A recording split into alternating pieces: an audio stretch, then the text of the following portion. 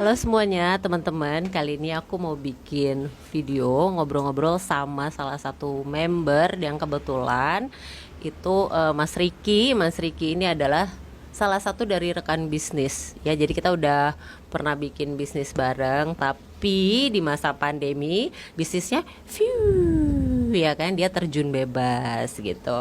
Nah, Mas Riki ini udah pernah aku ajakin ikut Fitup di gelombang pertama, tapi dia nggak mau ikut ya kan? Kenapa tuh Mas waktu itu nggak mau ikutnya?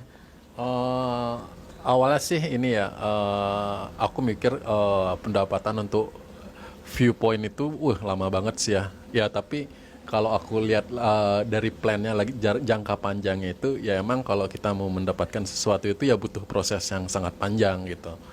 Ya, jadi kita nggak bisa instan gitu. Kalau kita mau dapat sesuatu yang besar, yang sesuatu yang memang benar-benar real gitu, itu nggak bisa instan, itu perlu kerja keras gitu.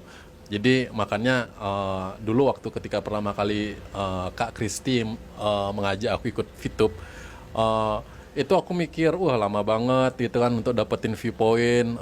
Jadi aku ya sempat ikut yang namanya aplikasi scam tetangga sebelah.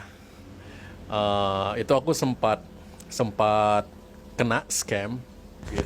Jadi waktu pertama kali juga aku ajakin Mas Riki, Kak Riki ini dia tuh dapat berita hoax ya. Aplikasi pertama kali kita launching itu kan berita hoaxnya wah menghantam keras banget ya teman-teman sampai sekarang. Nah, jadi aku ajak ikut, dia tuh langsung nge-WA aku balik sama berita hoax gitu.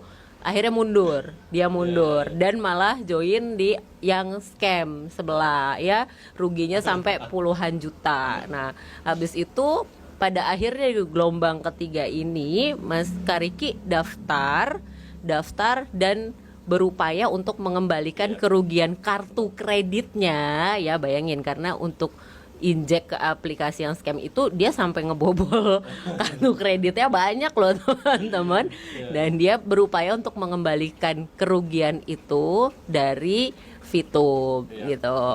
Nah, jadi ada penyesalan tersendiri dari Kariki ini. Kenapa sih dia nggak ikut dari gelombang pertama gitu kan?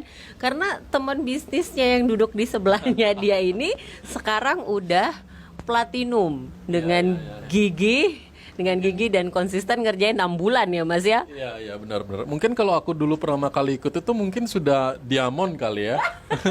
Dia diamond kali ya. Dengan segitu banyak Iya, pasukan ya. jadi kalau dipikir-pikir, leader-leader yang member-member yang pertama kali ikut itu effortnya apa namanya, itu bebannya lebih lebih tinggi ketimbang sekarang yang kita yang baru bergabung. Belum ada di Play Store. Nah itu harusnya kita member yang sekarang kita ikutin tuh udah diberi kemudahan sama Fitup, diberi fasilitas yang lebih mudah daripada member-member yang terdahulu yang ikut Fitup. Harusnya kita lebih lebih gampang untuk mengajak member-member baru untuk bergabung ke Fitup. Ya itu sih, maksudnya ya top banget sih buat si leader-leader, member-member yang pertama kali ikut Fitup yang sudah bisa tahan banting. Itu hebat banget sih menurutku sih.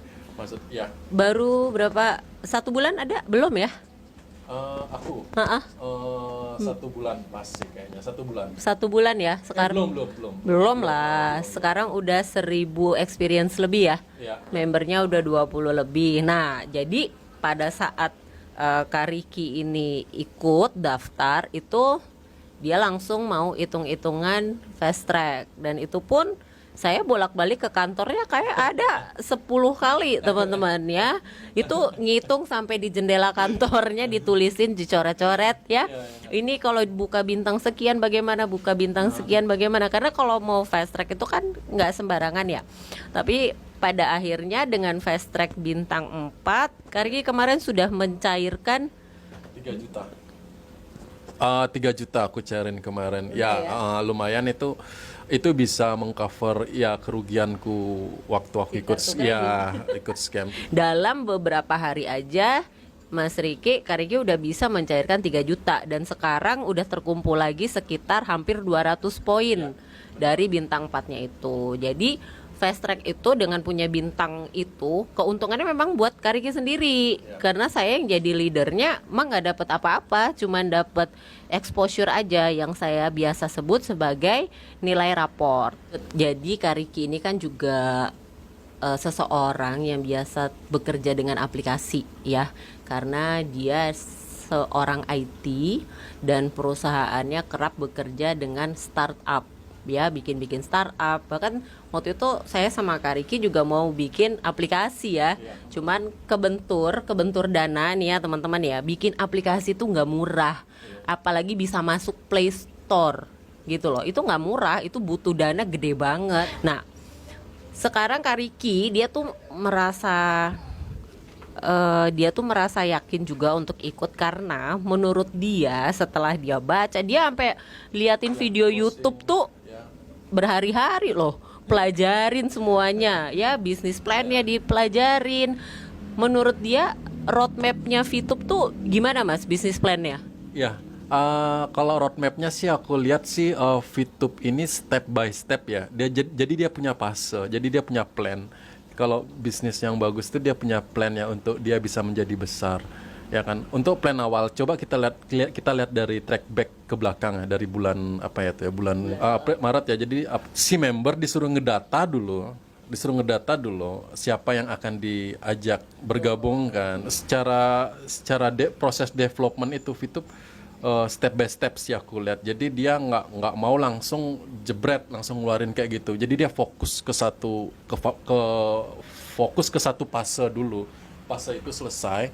Setelah fase ini selesai, maka dia akan ke next fase. Ya, yang menarik lagi di VTube, yang aku lihat dari plannya, kalau ini memang benar terjadi, itu kalau yang sekarang ini kan VTube fokusnya untuk mengembangkan ekosistem kan. Betul. Ya kan, ekosistemnya tercipta dulu. Ketika ekosistem ini tercipta, jadi tinggal didirect ke bisnis selanjutnya itu apa? Ya e-commerce, ticketing, Viewpoint ini akan muter, bisa ditukarkan, diperjualbelikan, dan kemungkinan ya mungkin someday Viewpoint ini akan bertambah nilainya. Value-nya. Ya, value-nya akan bertambah. Mumpung kita ada kesempatan, ya kan? Kita ada kesempatan, itu kita gunakan kesempatan itu tidak hadir 2 kali.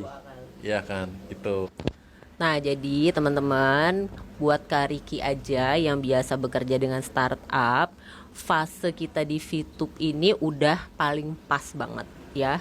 Di social advertising yang sekarang kita kerjakan, scroll iklan, itu adalah fase pertamanya perusahaan kita untuk mengumpulkan ekosistem, untuk membentuk ekosistemnya dulu. Seperti yang saya bilang bahwa nanti bisnis berikutnya itu akan datang dan itu udah bakalan keren banget gitu. Jadi untuk kita yang bergabung di fase awal ini, kalian jangan sia-siakan kesempatannya.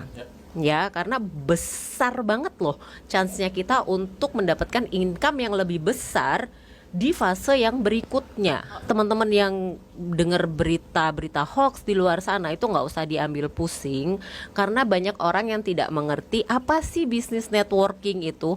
Yang kita kerjakan sekarang itu kan networking. Ya, bisnis networking itu ada banyak bentuknya. Nah, networking itu sebenarnya sistem cara kerjanya. Network itu berarti dari orang ke orang kita merekrut ya. Nah, sistem networking ini yang disalahgunakan oleh seorang manusia bernama Ponzi. Ya kan? Dan disalahgunakan oleh banyak bisnis scam lainnya. Apalagi di masa pandemi kayak gini, itu udah jadi kesempatannya penjahat ya untuk mengeruk uangnya kita yang depresi karena kehilangan pekerjaan ya, duit tinggal segitu-gitunya di tabungan. Gimana caranya supaya duit ini besok beranak pinak gitu, ya kan? Piara tuyul biar cepat beranak pinak teman-teman ya, karena Piara pocong ya. Piara pocong ya kan. Nah, nggak ada bisnis yang hari ini ditanam besok langsung beranak pinak gitu. Semuanya butuh proses ya.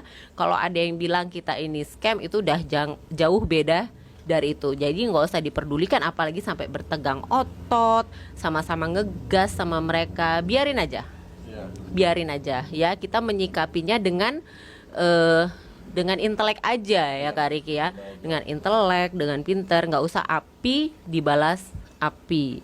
Biarin aja mereka mengira apa, karena kita jauh dari itu. Ya wes, aku kira cukup sekian ngobrol-ngobrolnya sama Kak Riki. Kapan-kapan kita sambung lagi ngobrolin tentang yang lainnya lagi. Sampai ketemu ya teman-teman semua. Ah.